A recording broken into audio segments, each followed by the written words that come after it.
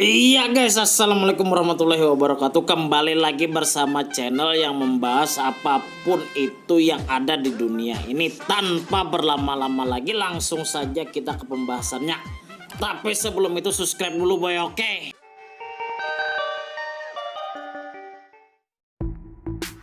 Hari ini kita akan membahas dunia perboraks-borakan alias boraks. Dan langsung saja simak baik-baik. Boraks juga dikenal sebagai natrium borat, adalah campuran garam mineral konsentrasi tinggi. Dalam dunia industri, boraks menjadi bahan solder, bahan pembersih, pengawet kayu, antiseptik, dan pengontrol kecoa.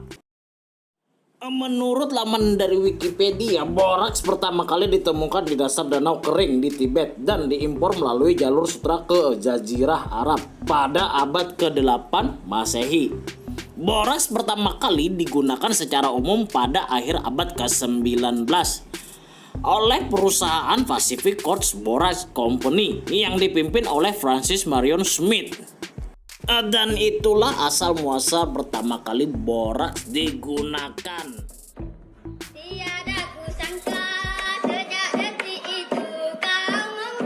Selanjutnya, larangan penggunaan boraks pada makanan. Tahun 1870, zat kimia ini masih digunakan sebagai pengawet untuk menghambat pertumbuhan mikroorganisme. Namun pada zaman itu terbilang masih dalam batas yang aman. Dan kini penggunaan boraks sebagai zat tambahan dalam makanan sudah dilarang dalam undang-undang di banyak negara. BPOM RI telah melarang penggunaannya di Indonesia dari sejak Juli 1978. Pasalnya, jika digunakan secara ilegal dan dengan dosis yang berlebihan akan sangat berbahaya bagi tubuh. Dan sayangnya masih saja banyak oknum pedagang yang mencampurkan bahan kimia ini sebagai pengawet makanan.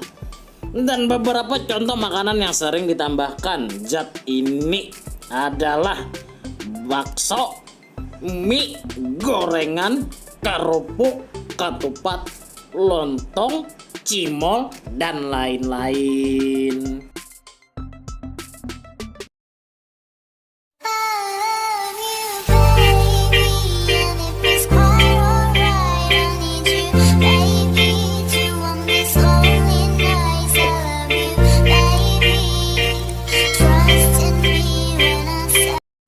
Berikutnya, bahaya boraks dalam makanan.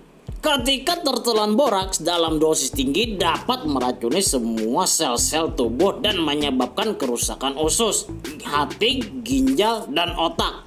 Ginjal dan hati adalah dua organ yang mengalami kerusakan paling parah akibat mengkonsumsi makanan yang mengandung boraks. Dan berikut gejala jika seseorang terpapar boraks: sakit kepala, demam, tidak enak badan, mual dan muntah, nyeri perut bagian atas, diare, lesu dan tidak bertenaga, pendarahan di usus dan di lambung. Itulah beberapa bahaya yang ditimbulkan oleh boraks. Yang terakhir, ciri makanan yang mengandung boraks. Seperti yang kita tahu, salah satu tujuan utama penggunaan boraks pada makanan adalah memperlama daya simpan suatu makanan. Pasalnya, zat kimia ini berfungsi sebagai pengawet dan mencegah tumbuhnya jamur dan bakteri.